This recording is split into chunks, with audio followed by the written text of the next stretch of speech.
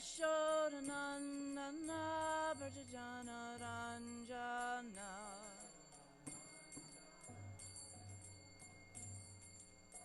Yamuna Tiravana Chari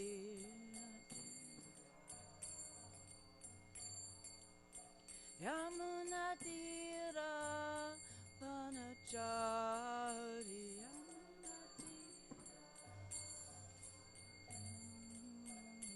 Jaya Radha Madhava Kunja Bihari Jaya Radha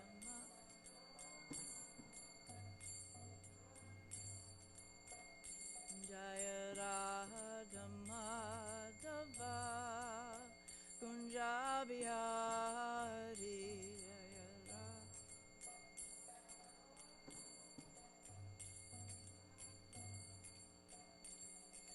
Gopi Jana Vallabha Girivara Dari Jaya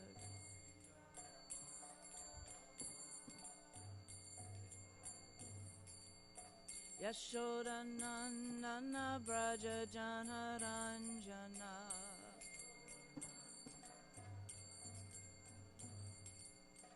Yashodanandana Braja Jana Ranjana Yashodanandana Braja Jana Ranjana Yamuna Tiravana Chari Yamuna Tiravana Chari Yamuna Tiravana Chari Yamuna Jaya Radha Madhava Kunja Bihari Jaya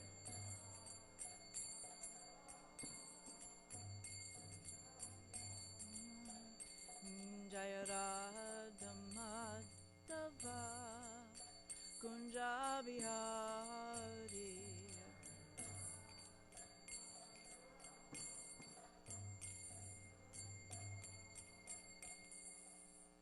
Jayam Vishnupad Paramahansa Parivrajacharya Astasata Shishimad, His Divine Grace, A.C. Bhakti Vedanta, Swami Srila Prabhupada Ki Jai, Ananta Koti Vaishnava Vrinda Ki Jai, Namacharya Srila Haridas Thakur Ki Jai, Prem Se Kaho Shri Krishna, Chaitanya, Prabhu Nityananda, Shri Advaita, Gadadhar, Shivasari, Gaura Bhakta Vrinda Ki Jai, Shri Shri Radha Krishna Gopa Gopinath, Sham Kund, Radha Kund, Giri Govardhana Ki Jai, Vrindavan Dham Ki Jai, Mayapur Dham Ki Jai, Navadvip Dham Ki Jai, Gangamai Ki Jai, Yamunamai Ki Jai, Tulsi Devi Ki Jai, Samaveda Bhakta Vrind Ki Jai, Gaura Premananda, Hari Hari Bolo.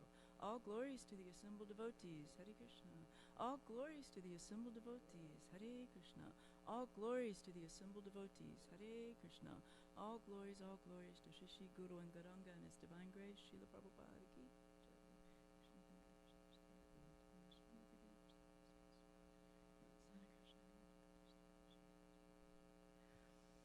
Om Namo Bhagavate Vasudevaya. Om Namo Bhagavate Vasudevaya. Om Namo Bhagavate Vasudevaya. So we're reading from the 10th canto, chapter 20, the rainy season in autumn, and we're on text 40. Okay. So, Nishchalambur, Ambut, Tushnim, Samudraha, Sharad, Agame, Atmani, Uparate, Samyan, Munir, Vyuparata Gamaha. So, Nishchalambura Bhutushnim, Samudra Sharadagame, Atman yuparate samyan Munir vyuparatagamaha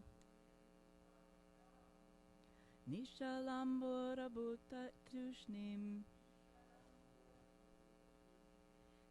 Samudra sharadagame Atman yuparate samyan Munir vyuparatagamaha Nishchalambura bhutushnim Samudra sharadagame Atman yuparate samyan Munir vyuparatagamaha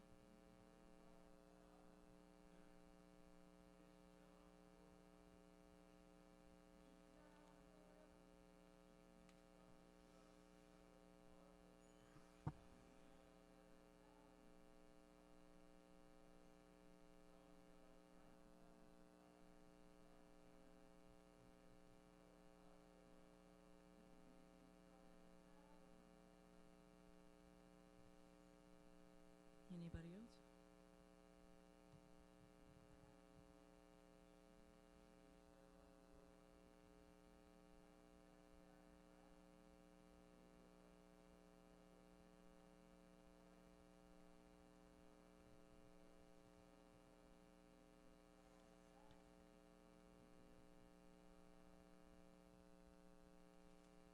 Nishchala, motionless. Ambahu, its water. Abhut, became. Tushnim, quiet. Samudraha, the ocean. Sharat, of the fall season. Agame, with the coming. Atmani, when the self. Uparate, has desisted from material activities. Samyak, completely. Munihi, a sage. Vyuparata, giving up. Agamaha, recitation of the Vedic mantras. So translation, with the arrival of autumn, the ocean and the lakes became silent, their waters still, just like a sage who has desisted from all material activities and given up his recitation of Vedic mantras. So we can repeat. With the arrival of autumn, the ocean and the lakes became silent, their waters still, just like a sage who has desisted from all material activities and given up his recitation of Vedic mantras. So purport by the disciples of His Divine Grace, Srila Prabhupada. Srila Prabhupada ki jai. One recites ordinary Vedic mantras for material promotion, mystic power, and impersonal salvation. But when a sage is completely free of personal desire, he vibrates the transcendental glories of the Supreme Lord exclusively.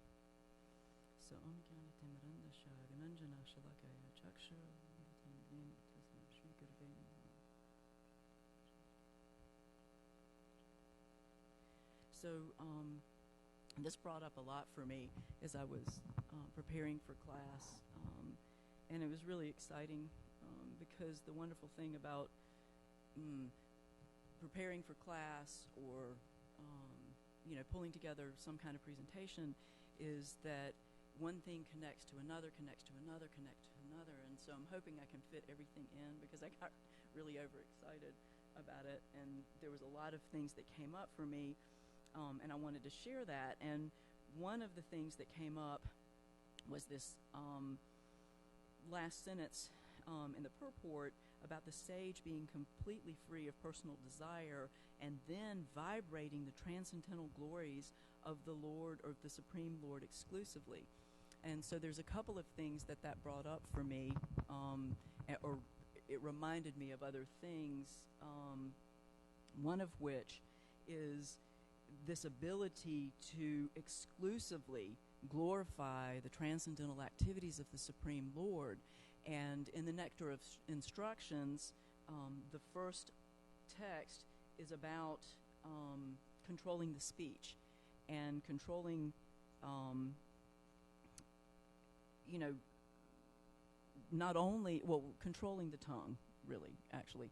And so there's two aspects of that. There's controlling the tongue relative to what you take in, what you eat, and controlling the tongue as to what you speak, right? And so in this, I wanted to read a little bit from it about this speaking power, because really what it comes down to, and what we'll go into in several different places, is, what, I guess the three things I was thinking about is, what qualifications do we have to glorify the Lord? And then also thinking about how we can desist from all personal desires and material activities to get to this place where, the ocean of this material world and the lakes become still and silent, and we can actually hear what it is that Krishna has to say. And so in the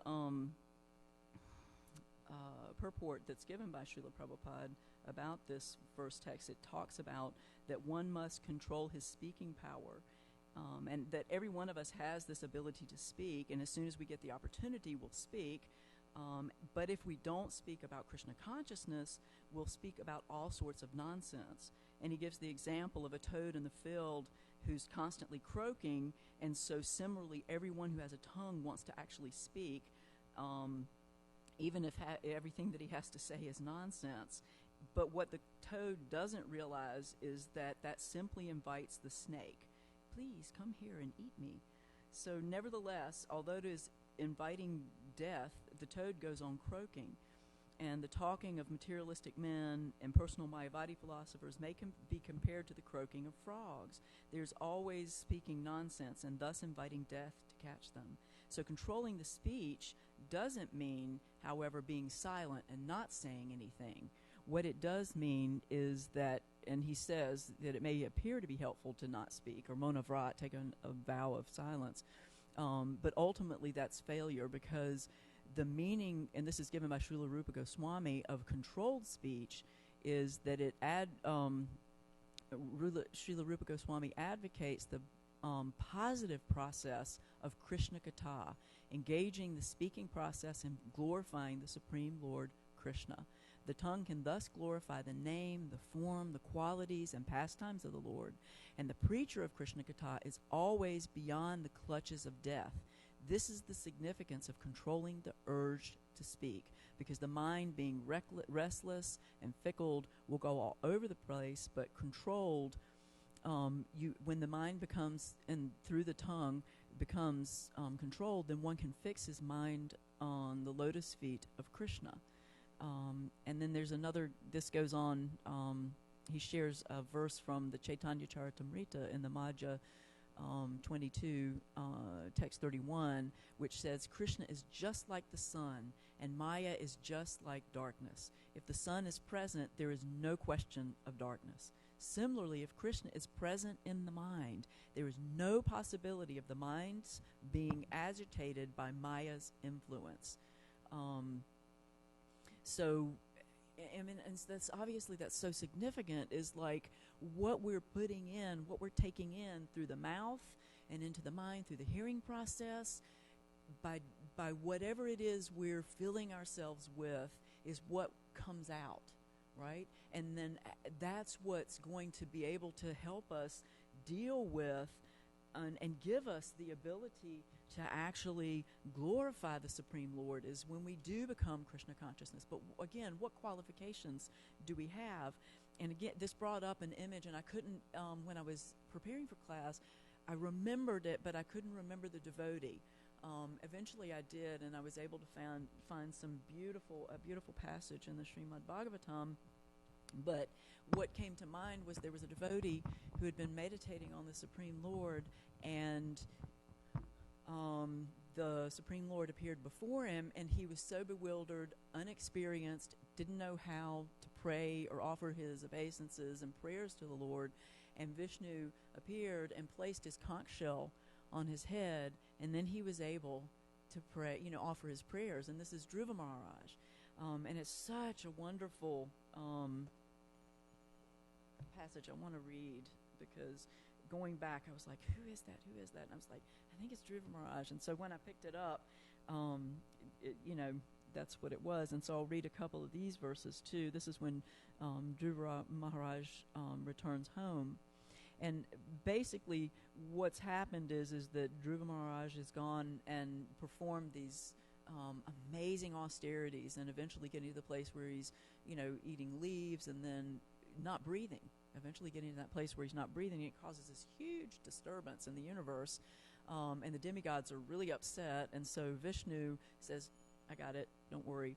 And so Dhruva Maharaj is meditating, and he's seeing the Supreme Lord within his heart, and then all of a sudden the Lord disappears. And then he became perturbed, his meditation broke, but as soon as he opened his eyes, he saw the Supreme Personality of Godhead present before him, just as he had been seeing him in the heart. When Dhruva Maharaj saw his Lord just in front of him, he was greatly agitated and offered him obeisances and respect. He fell flat before him like a rod and became absorbed in love of Godhead. Dhruva Maharaj was in ecstasy and looked upon the Lord as if he were drinking the Lord with his eyes, kissing the lotus feet of the Lord with his mouth, and embracing the Lord with his arms. What an opportunity. Although Dhruva Maharaj was a small boy, he wanted to offer prayers to the Supreme Personality of Godhead in suitable language. But because he was inexperienced, he could not adjust himself immediately. The Supreme Personality of Godhead, being situated in everyone's heart, could understand Dhruva Maharaj's awkward position. Out of his causeless mercy, he touched his conch shell to the forehead of Dhruva Maharaj, who stood before him with folded hands. At that time, Dhruva Maharaj became perfectly aware of the Vedic conclusion and understood the absolute truth and his relationship with all living entities in accordance with the line of devotional service to the Supreme Lord, whose fame is widespread. Dhruva, who in the future would receive a planet which would be never annihilated, even during the time of dissolution, offered his deliberate and conclusive prayers. So again, so often we're in these positions where we really don't know what it is we're supposed to do. We don't really even know how to perform everything, all our devotional service. And what qualifications do we have, actually? But if we take shelter of the Supreme Lord through the chanting of the holy names, through the association of the devotees, through reading these beautiful, enlivened scriptures, then it can manifest. And, again, it becomes this choice. This, again, reminds me of, I had this realization. And, again, it ties back into this choice we have about what we do with the power of speech. And, I was thinking about the power of prayer and the power of speech and the power of words. And one of the realizations, and I've shared this before, which some of you may have remember, but I used to work in the university, and I would be sending out hundreds of memos to all the different departments within the university, right? And having to compose all these memos and putting them all together. And I was thinking, this is so mundane. But what was wonderful, and again, I'm sure we've all had these different experiences, is I realized that all these letters put together in this specific combination of all these memos that are going out was so mundane, but these same letters put together in the Srimad Bhagavatam by the words of the Acharyas, by Srila Prabhupada, made them spiritual. Exact same letters, but put into a combination that is actually non-different than the Supreme Personality of Godhead. The impact of that choice of how we use the different tools, that we have to become Krishna conscious. So what we take, what we eat, what we hear, what we see, if we can increase that, which is unlimited, we can be enlivened by that. and we can be protected by that. And again, it's that choice of what we choose to do with what we have. I mean, we're in this material world, we have this material body, but so that it interferes the least, we need to fill ourselves with Krishna consciousness to the best of our ability. And it's a gradual process. It's not that, I mean, it could be a second, but at least speaking for myself, it's probably going to take many years, because I have a tendency to have to learn the hard way. But the thing is being patient but enthusiastic at the same time. So, Dhruva Maharaj gives us this excellent opportunity to go in and hear about the different prayers that are given. And that's the thing is, again, I'm going back to, like I was thinking, what qualifications do I have to be able to offer prayer? I don't even know how to do it properly.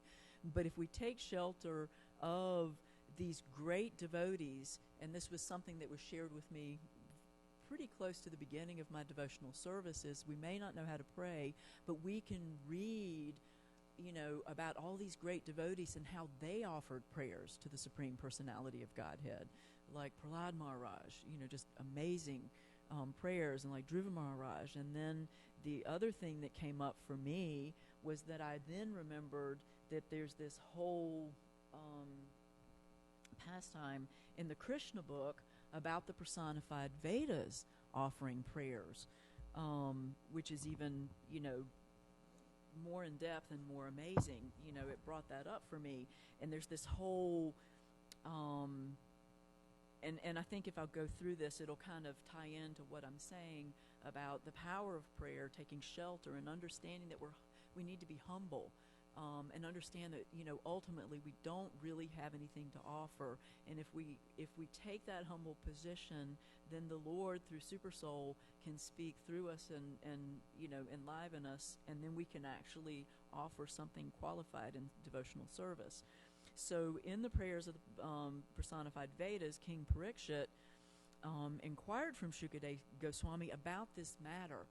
It was really what would you call it, synchronistic in the context that he's going to Shukadev Goswami and he's approaching him about the subject matter of transcendence. And how is it, in being able to go beyond the three modes, which is something that we're, constantly challenged with. But since the mind is material and the vibrations of words is actually material sound, how is it that we can express something transcendental, since the apparatus for which we have is material? And so Shukadev Goswami actually tells Parikshit Maharaj that there's this story, and he said he'll tell him this story in which Narada Muni actually is asking this very same question from Narayan Rishi. And so when Narada goes to Narayan Rishi, he'll tell him a story. So there's all these stories within these stories. But what that's showing us is the humility and the respect of understanding the parampara, and that we don't have the facility. But if we go by the example of the great acharyas and all these great personalities, then we can receive the knowledge and then be able to share that with others. And so and he talks about utilizing our intelligence over the mind and the senses, and that the Vedic process is gradually to promote the conditioned soul from ignorance to passion to goodness, and that in the mode of goodness there is sufficient light for understanding things as they are. So I thought that was really significant, an understanding of taking ourselves, receiving this knowledge, and working towards that goal, even though it's practical, gradual. It's taking us to the mode of goodness, because in the mode of goodness is where that light of understanding starts to take place and the heart starts to shift. And then when we get to that place of being able to be in the mode of goodness, we can understand that the senses and the mind are only engaged in material activities due to being covered by perverted consciousness. And when this perverted consciousness is gradually transformed in Krishna consciousness, then the path of liberation is open. So our freedom to be liberated from the cycle of birth and death, to be liberated from the three modes of material nature, is this process of, elevating ourselves through devotional service. I'm trying to see some, because there was so much information. I could probably take a really long time on going over this, but it was really enlivening. So we're getting back to this place where Narayana Rishi and Narada Muni are having this question being asked, and then Narayana Rishi says that there's this great meeting of the denizens of the heavenly planets, including the four Kumaras, and they were trying to approach this very same subject. And it was really interesting because he also shared that this discussion was so delicate that even the Vedas were unable to understand the intricate questions that were raised. And I thought that was really interesting, significant to the fact of, what is it we have to actually offer, and how can we offer these prayers without realizing this parampara, without realizing, where this source of knowledge is coming from. And that humility is really the only thing that's going to, and getting past these modes by gaining this knowledge is really the only thing that's going to open that door for us, that knowledge, and let that light in. And so through this whole discussion and this whole story, out of the four Kumaras, Sunandana was asked to speak about it, and so he did, and I thought I would share this because it's also really sweet. At least to me, that after the dissolution of the whole cosmic manifestation, the entire energy and the whole creation in its nucleus form enters into the body of Garbhodakshaya Vishnu. The Lord at that time remains asleep for a long, long time. Where there is again necessity of creation, the Vedas personified assembled around the Lord and began to glorify him, describing his wonderful transcendental pastimes. It's exactly like a king. When he's asleep in the morning, the appointed reciters come around his bedroom and begin to sing of his chivalrous activities. While hearing of his glorious activities, the king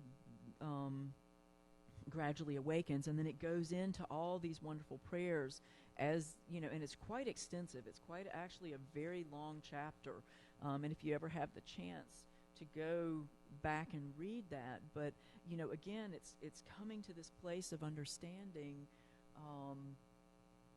what our goal is. And we were reading Bhagavad Gita last night with a group, and I thought this all kind of tied it together, in that as long as the material body exists, there are actions and reactions in the material modes. One has to learn tolerance in the face of dualities, such as happiness and distress, or cold and warmth, and by tolerating such dualities, become free of anxieties regarding gain or loss. This transcendental position is achieved in full Krishna consciousness when one is fully dependent on the goodwill of Krishna. And again, that tied it back to me for Dhruva Maharaj, is like, understanding that we're completely dependent on the Supreme Personality of Godhead, to awaken us and to give us that light. And of course, we have to participate. We have to make some endeavor, and that's the process of bhakti yoga, or sadhana bhakti, of coming to the morning program, of being for the Lord, glorifying him, glorifying the spiritual master, because Krishna loves it when we glorify his pure devotees and his devotees. And then chanting our rounds.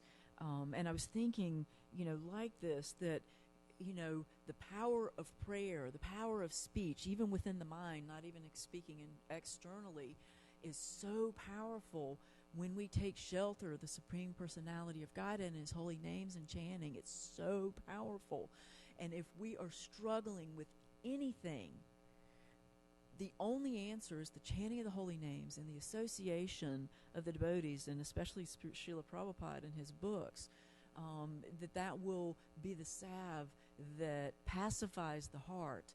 And if we're having any challenges, it's due to the degree to which we're not taking shelter of the Supreme Personality of Godhead, of chanting of his holy names.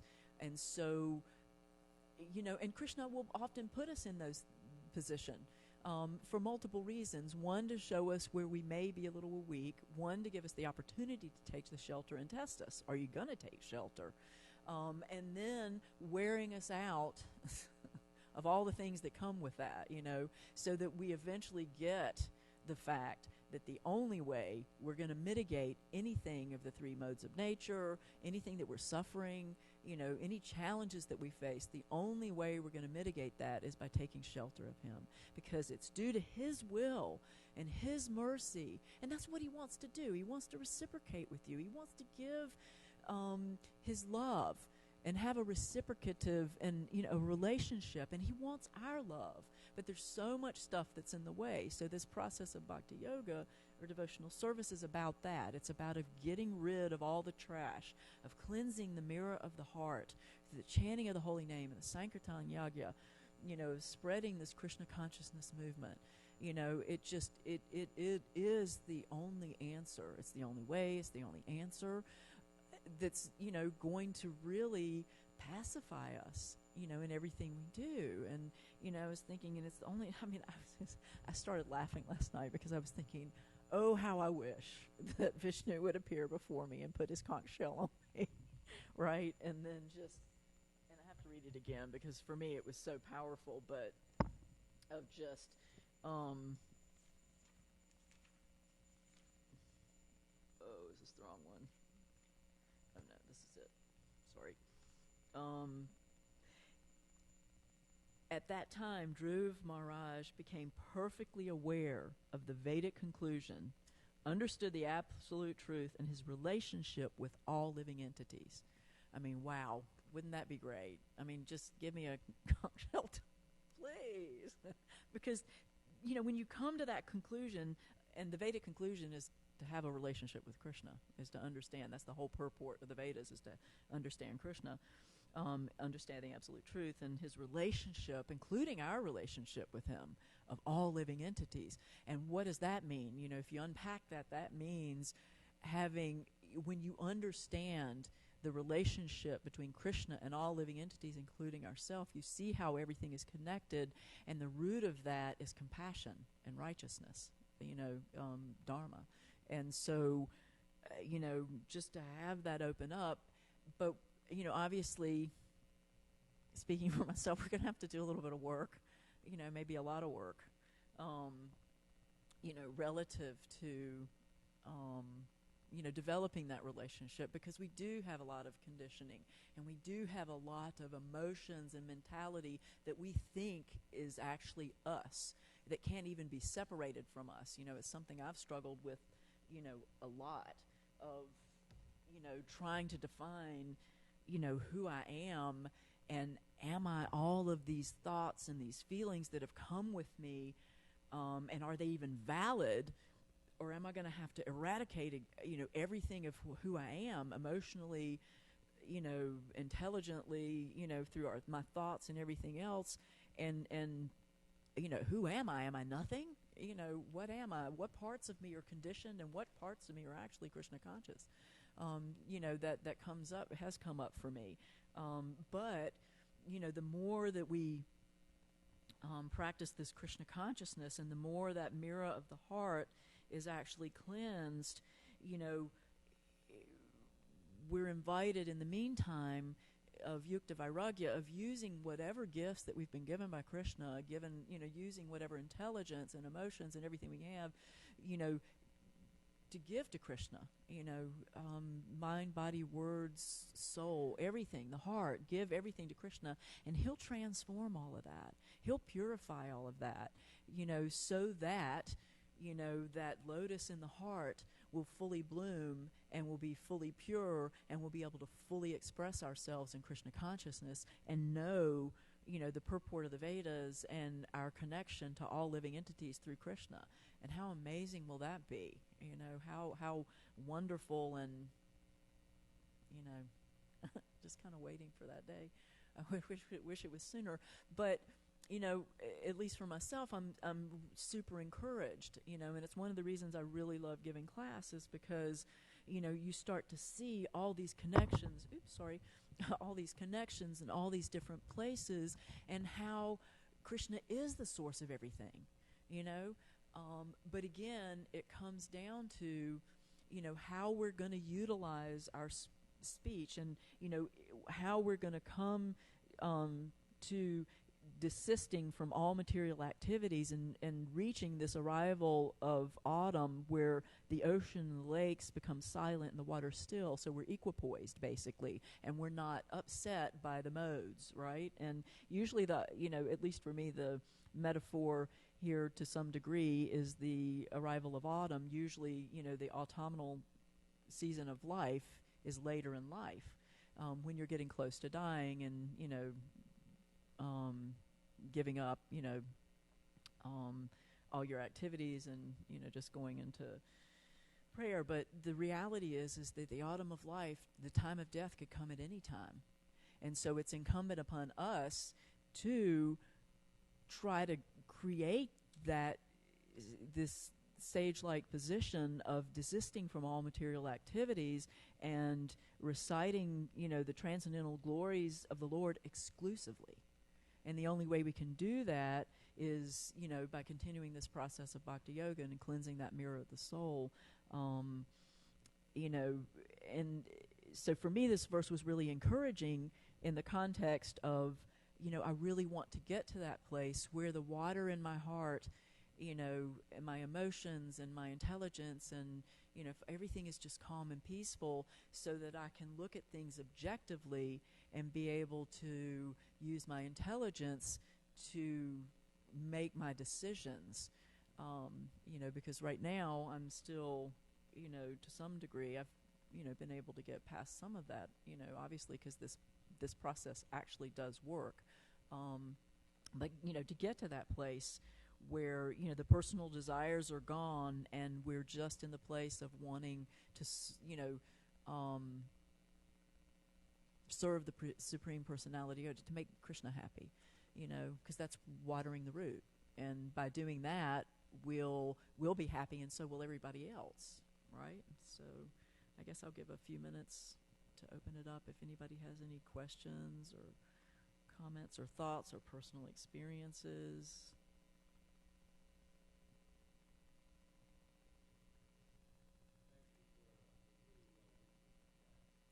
Sure. Thank you.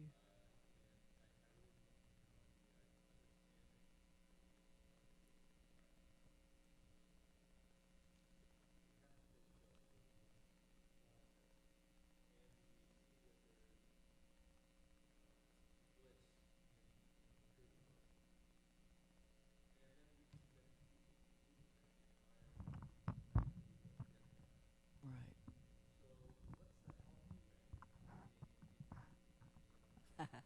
It's like schizophrenia, right?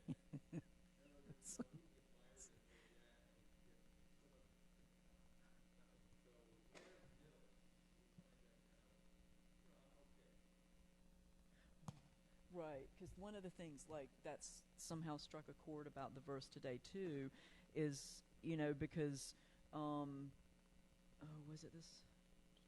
Yeah, one recites ordinary Vedic mantras for material promotion, mystic power, and personal salvation. And something you said made me realize that sometimes, we can get carried away with, and one of the anartas is, getting the results of bhakti and then getting puffed up about it, and then thinking that because we've gained some spiritual knowledge that, somehow we're advanced or more advanced.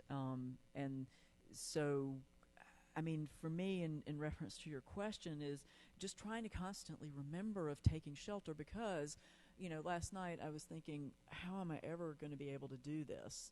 I just didn't feel qualified to give class, I mean, honestly, just because things had come up.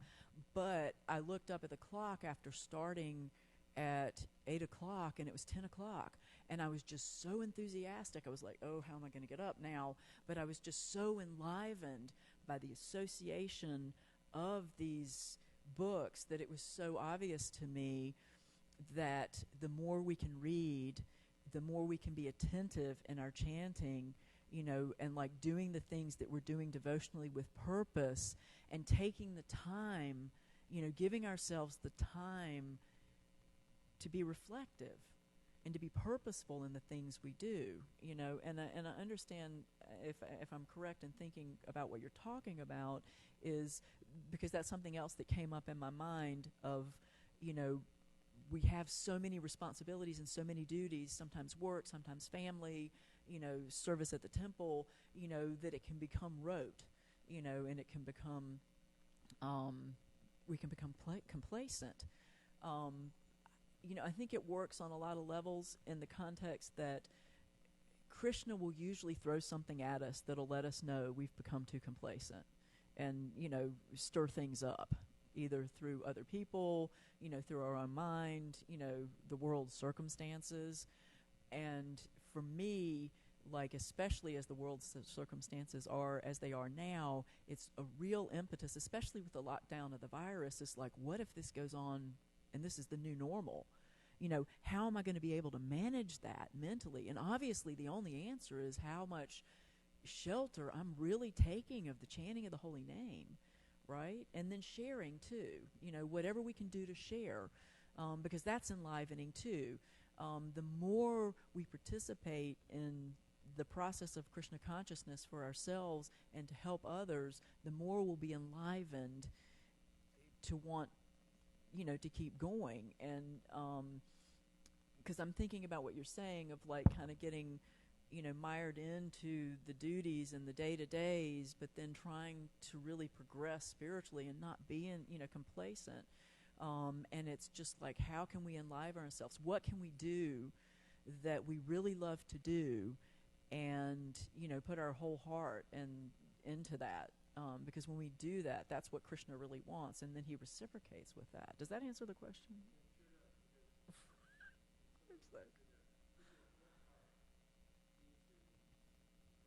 Right. So reassess what you're doing constantly.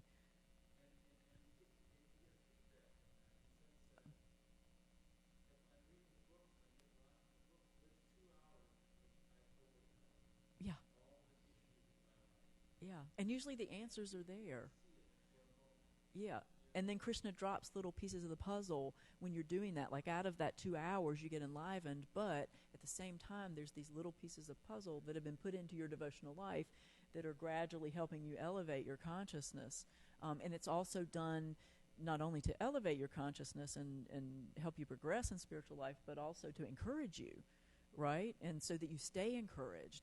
And so if you're getting discouraged, it'll be really obvious that, oh, I need to do something. And I think most people, we've experienced that when we get really discouraged. It's like, I'm not doing something right. Something's missing. I need to be more attentive. And that's the way it works, is because Krishna is so nectarian and it's full of bliss.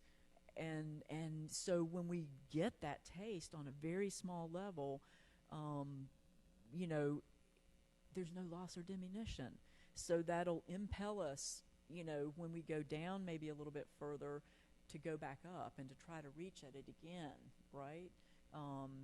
It's not like the fox and the grapes, right? Where he's like, it's sour, just give it up. Because there's a real taste there, and it'll impel us to keep reaching for the grapes that are higher and higher and higher, right? So.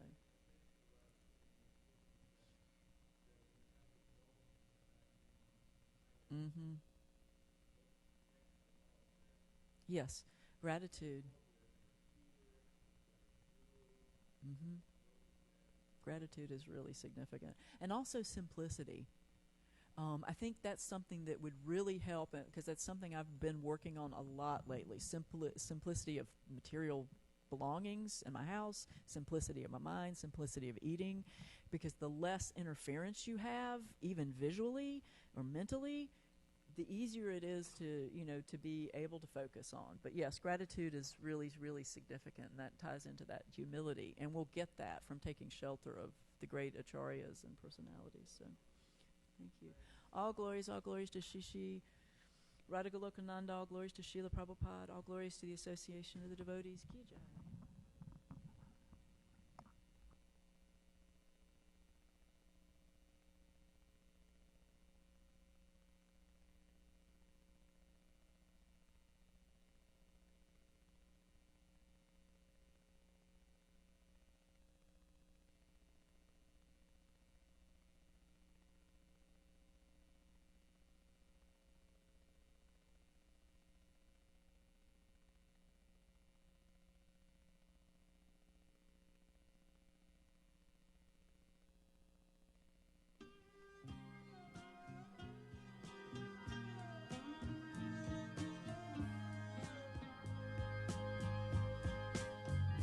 Govindam Adi